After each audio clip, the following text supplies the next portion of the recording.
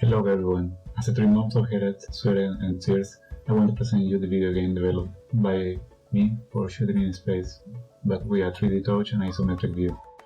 In this video that I'm going to present you, I want to show you a bit about how the inspiration and creation was, which element I used, which asset, and what I had to develop to have this mobile game.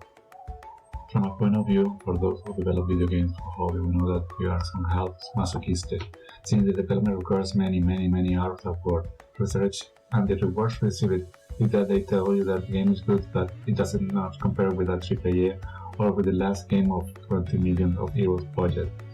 But still, I continue to develop video games because I'm very inspired to see how all the different parts are assembling from almost nothing. This video game is one of the last video games developed by me and one that I love more because the integration and the way of play. Hope you can play with it and tell me your opinions and comments. Inspiration. I have always liked space and everything related with it, so it was clear to me that the first game I want to develop had to be somehow related to this space theme. So this spaceship shooting game are games that have been around since the Atari and since the beginning of the industry. Therefore, one of the main themes that I want to have is this interactive and fun part of shooting things in motions.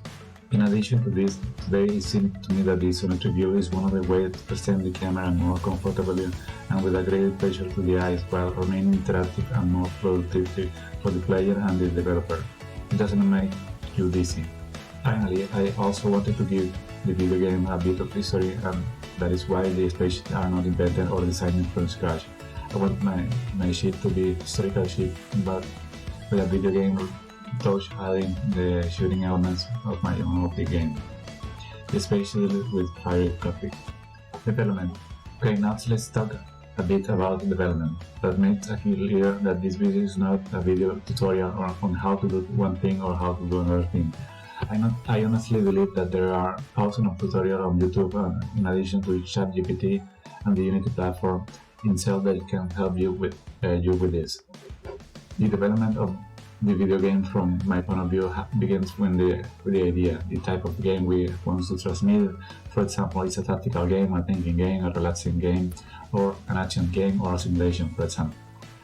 Knowing the type of video game, we will start with the correct mechanisms to use in the video game. For example, in the most shooting game, there must always be a trigger, a ball, different types of ammunition or weapons, different fire powers, ability to aim or change the fire points. For the shot, I develop ammunition for each type of weapon. Then I define an exit point and a point where the bullet will follow its trajectory. In this way, each time I shoot was fired, it will follow the target and continue with the shot. For the shot, I use the 3 rigid body and 4 for impulse. This seems to me that it makes the shot a little more realistic than if I use constant speed movement. For the asteroids and planets, I define a point of origin and a time of creation randomly with a random depth range. This allows the game to have a degree of randomness and be a little more challenging for each level. For the development of the level, I carry out the typical step of creating a level control object, and I focus more on the level being for time and not for reaching a goal. That is, if you survive the established time, then you will finish the level. Except for the boss level, where you have to destroy the boss there. To count down, I use a simple time delta time parameter to set the current time value. Used assets. Today there are few brave people who make a video game from scratch for all the different elements. With the amount of assets available and how easy it is to edit them, it's preferable and more efficient to use them in a practical way. Here I summarize some of the assets that I use.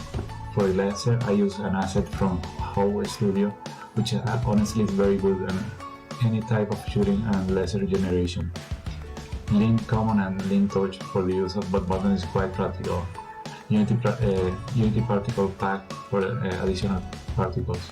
And Simple Space by Simti. That was a great variety of models to choose from the space team and with a good graphic quality. Well, I don't want to make this video longer. I hope you enjoy the game since it is available in the Play Store and soon in the Apple Store. If you have more questions or comments about how I made something in the video game, please leave in the comments. If you like the video, please like it and subscribe to the channel.